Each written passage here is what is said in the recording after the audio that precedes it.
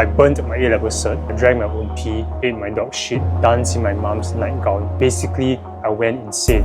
I woke up from a hospital bed in IMH and I thought to myself, Kevin, you're fucking pathetic. In that month, I made close to 40,000 and it became the biggest curse.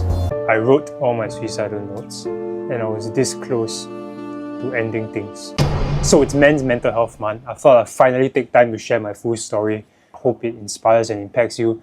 Why am I even giving out money? Am I doing this for the fame, for the clout? This is going to be a bit long, so watch in your preferred speed or save it to watch when you're free. So to understand the ending, we need to go back to the beginning. I grew up with perfect parents. My mom took 10 years to give birth to me. She was about to give up really. By the moment she let go, I came. She treated me as a miracle, a gift from God. I grew up with the right financial, social, spiritual, educational support. So I did well in school, I did well in studies. I represented Victoria School in badminton, and then I switched to tennis in Sec 3 because I wanted to make it at a national level. I did nothing but study and train. I won a shit ton of medals, eventually represented Singapore as well. I received a lot of praise naturally, but something insidious was happening. Praise is not necessarily a good thing because your self-esteem starts to become dependent on variables, right? Your grades, your achievements, other people's opinions of you. And that's a very dangerous place to be in because that can change anytime. And for me, that changed during my A-levels, where I went to a good junior college, Raffles Junior College. I DSA'd there. And I remember for the first time in my life, right, I felt really inferior. Whatever I did, there was always someone that did something better than me. I felt I need to compensate. I never tucked in my shirt, I never wore my badge. I tried to be different. I ate a hydrilla for bio class for money. But deep down inside, I was still a student wanting to give my best. I was still sold the Singaporean narrative that if I have no grades, I have no future. So I worked very hard for my A-levels. I studied about 14 hours a day for a month and a half. I remember once my mom told me that when she was in university, she had to take a leave of absence because her mom, my grandma, had health issues. And she had anxiety. So she took a leave of absence. I remember I looked at my mom straight in the eye. Right? I told her, Mom, that would never happen to me. The exact thing happened to me. Before my A-levels, I had very bad anxiety and it led to me eventually handing up blank papers for my math, paper 1 and paper 2. Both are 3-hour papers. I handed up blank papers. I just copied down the question. And my mind just basically felt like oxygen is being cut off to my brain. It was a very scary feeling. Now grades mean nothing to me, of course, but back then it was everything, right? Everyone is telling you that if you have no A-levels, you have no future. So I completely crumbled. My mind just shut down. I wanted to give up my A-levels already, but because of my mom's support, because of medication, I just struggled through the rest of the papers. I was given a separate room to go to because I couldn't stand the noise and the sensations because of the anxiety. I completed my A-levels. That was when the true battle started. I remember I woke up that night in cold sweat and a suicidal thought entered my mind. And I was afraid for 2 reasons, right? Number one, I was even capable of having a thought like that. And number two, I couldn't control it. And number two scared me more. Eventually escalated to like 24/7 death thoughts of myself being chopped up, being blood everywhere. I imagined my funeral. I just couldn't control my mind anymore. So eventually I had to be hospitalized. The doctor gave me a tranquilizer. I woke up and thought to myself, Kevin, you're fucking pathetic. Your life will never be the same again. That was the lowest point in my life at that age. I genuinely thought I'll never recover from it. After that, I spent a couple of months struggling with depression, right? Constant suicidal thoughts. I was taking an antipsychotic, Zyprexa. At that time, it was just constant battle. My thoughts were repetitive, painful. I was ruminating every day. Long story short, with time, with love, with mindset shifts, I eventually did overcome it after 3 months. I remember volunteering in dog shelters in kids with cerebral palsy, and something really struck me. When I was there, right, they did not care whether I had straight A's or straight F's, whether I was tall, short, fat, ugly. The only thing they cared about was that I was there serving them, loving them, and they gave me back that love in return. And it was a very healing process. For the first time, I thought to myself, hey, actually, I have value beyond my grades. I can define my own success.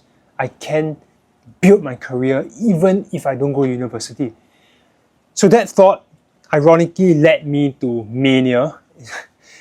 It's a state of extreme high, you can Google it. I lost my sense of reality. I couldn't sleep for days. I was watching some YouTube videos and the thought entered in my head that I would become a YouTuber to save Singapore.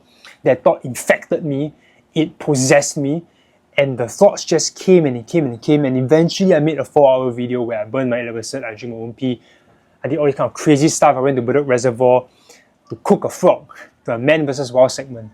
So I literally went insane, right? All my friends stopped talking to me. Everyone thought I went crazy, except myself. Because during that time, I met good mentors through a friend, and they balanced me out, and eventually I shut down my channel after a few months. They are the most integrous, sincere, passionate people that I've ever met in my life. I owe them my life basically. They taught me the basics of business. They taught me interpersonal skills, intrapersonal skills, intellectual skills, the foundation of business basically. And I began directing my pain into purpose, turning my struggle into strength. And I started just hustling my ass off. So around this time, I also went into NS, where I was PES E because of my depression. So I was staying out. There's a lot of time to do my stuff. I actually wrote into Commandos to ask them to draft me there when I was in JC because I wanted to be the best. Obviously, that didn't happen. But NS life was very uneventful. It was just a means to an end. I also got a spot in university because of discretionary admission. I went to Wee Kim Wee. I remember going to the interview with a printed t-shirt with a huge ass wooden necklace that I made myself. My hair was not combed. I was wearing sandals. I was wearing shorts. And I went to the interview and the dean asked me, why should we take you in? Right, we're giving you a chance. I spammed them with my dreams. I say, look here. I have a dream. I have a dream to build a platform to raise the compassion and inclusivity in society, to build a more resilient society. And Wee Kim Wee likes crazy people, so I got accepted in. Around this time in uni, I also started to do training in schools. I wanted to go back to schools to share my story. I remember the first time I set foot in a classroom, the entire class was noisy. Okay, they were throwing pens across the classroom, and I thought to myself, oh my goodness, I love this. I absolutely love this. I felt at home in the classroom, right? It felt like a sacred space to me. And I fell in love with training, right? While in university, I was building my distribution business. I was also doing about 20 hours a month training in schools. And I realized that the time that they were paying the most attention was when, number one, I was telling a story, and number two, when I was talking about failure. And then I realized I could start my own company, specialize in resilience and mental health, because no other companies was doing it. Their PowerPoints was like done in the 2000s. I was dead confident I could compete in the market and raise my hourly rate by 100 times. And so I worked towards that. And during my final year project, I started a campaign called Rebound with Resilience to raise the resilience in secondary school students. We got funding from NYC, from Learning Lab. We went into schools to do programs. I got the marketing, got the photos, and it was a very natural transition for me. I told my FYP mates I'm going to turn this into business. They were okay. They left to do their full-time job. And I registered a sole proprietorship on, I think, 17 April 2019. So from the time I graduated, I worked insanely hard. And within 3 years, both my businesses reached 6 figures in revenue. In Jan 2022, I made the most out of any month. And success is infinitely more dangerous than failure. It seduces you into complacency. It made me impulsive. It made me lose sight of reality. Around that time, crypto and NFTs were booming. I got some people that I knew in it. I listened to them a little bit, and then the Dunning-Kruger effect came in. I invested my entire savings into Tesla Leap options, which is about 50k per option. I invested into NFTs. These two I bought for 10k and 4k respectively, just because I thought they were hot. I mean, they are, but it's a really stupid reason to spend that amount of money. At the same time, I also went to copy trading, where someone just gives me the trade and I copy it directly. This guy was supposedly a multi-millionaire. I just followed him. The problem with that is they were always making small shifts, so it was very distracting. I would look throughout the day, I'll get occupied on my phone, I'll look at the markets, my emotions would just go up and down in the market, and I underestimated my ability to manage my emotions. Pardon the commercial break, I'm just really excited to share with you all. For my 30th birthday, I'm writing a book on my life and 30 life principles. I'm going to host an event on 17 August to give back and to launch the book. There'll be lucky draws, there'll be food, there'll be networking, so do sign up for it in the bio. So that as the market swung, my emotions swung. And as I lost money, I started to revenge trade. And I ended up trading 5-figure sums. It was ridiculous. And then, out of nowhere, Putin decides to invade Ukraine, and the markets just crash. They gradually crash, and I lose all my life savings at the time, which was 200,000 plus. It took me a while to come to terms with it. Eventually, I did accept the reality, and I told myself to make up for it, I will work 10 times harder than ever before. When I laid out a master plan, I devoured Andrew content. I set a plan to make 50k a month, and I went at it day after day. The problem is that my mind and my body was already so worked up. It was so tense. The anxiety was so high that I eventually broke down. And one day, out of nowhere, I started to face these very weird sensations, right? I felt my feet against the ground. I felt my sleeves against my skin. I felt my eyes blinking. And I just lost it. I just couldn't focus anymore. And it just led to this spiral. Now, because my work and my productivity is so tied to my esteem, because I was so sold by red pill culture that my value is based on my competency, my psychology came in and I felt worthless. Same time, my physiology, my chemistry was also messed up. Depression is a mix of psychology and physiology, and I just crumbled. And in the next year, from July 2022 to 2023, it was by far the worst, most painful period of my life. It is simply impossible to use words to describe this period, but it was painful. Right? Every day was a struggle. I woke up and fell asleep with death thoughts.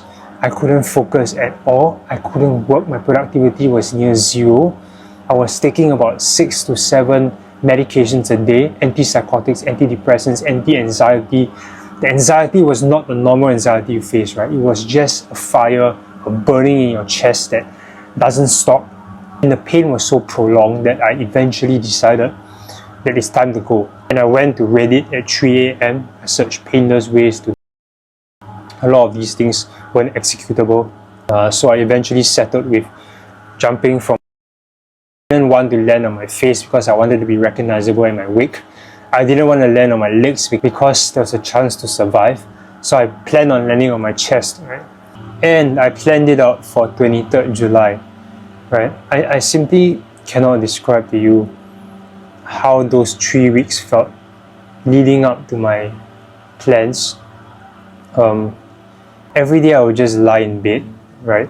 Thinking back about my life, about the regrets that I had, about the loves that I've lost, about what people would say about me, about how God would look like, how heaven would feel like. And every single day was just waiting for my impending death. So it's a very odd feeling. It's a very, very odd feeling. Yeah, it's quite impossible to describe. But basically, I wrote out my notes. I was ready to send them out. I bought origami heart shapes. I even gave all my passwords to my brother and my sister in the notes. So I was ready to go, basically. And thankfully, I stopped myself last minute. I think the main reason was my parents and just that tiny hope that it could get better. I recovered, and then I met a girl. And this story is too long to tell. Okay, this will take me another 10 minutes or something.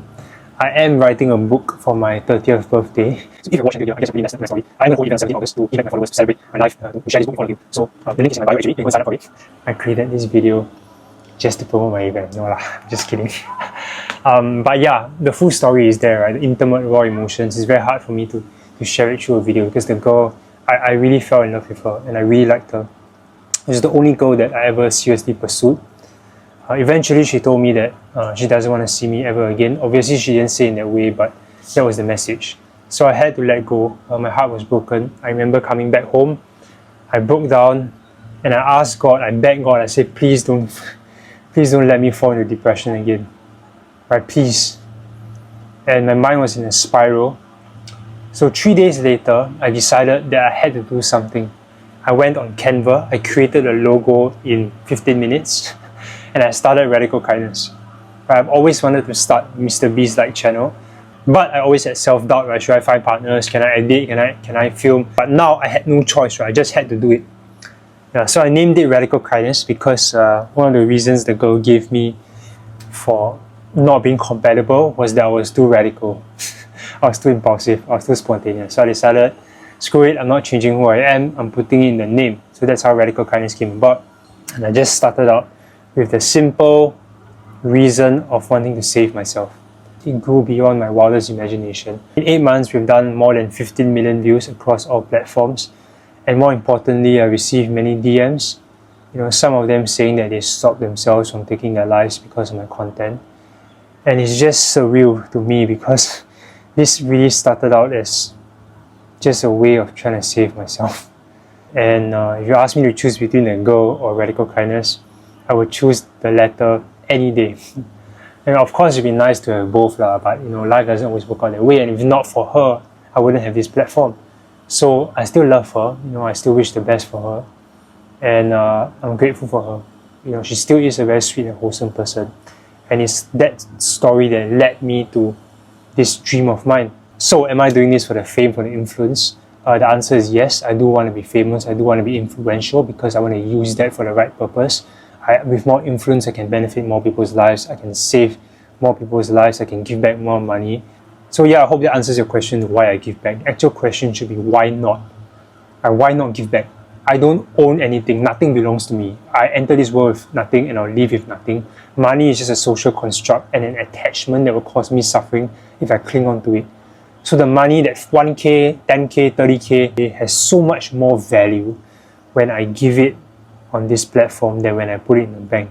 So why wouldn't I? Now, of course, you need to take care of your finances, right? But I need to invest in this if I want it to grow. So last thing, from the bottom of my heart, I want to thank all of you.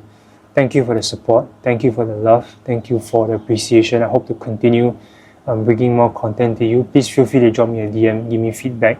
Follow me on Instagram if you want. I post more intimate stuff there, opportunities there. I want to end off this video by saying that no matter what you're going through, right, no matter how tough it gets, no matter how dark and painful and cold the storm is, I want you to know that there's always hope.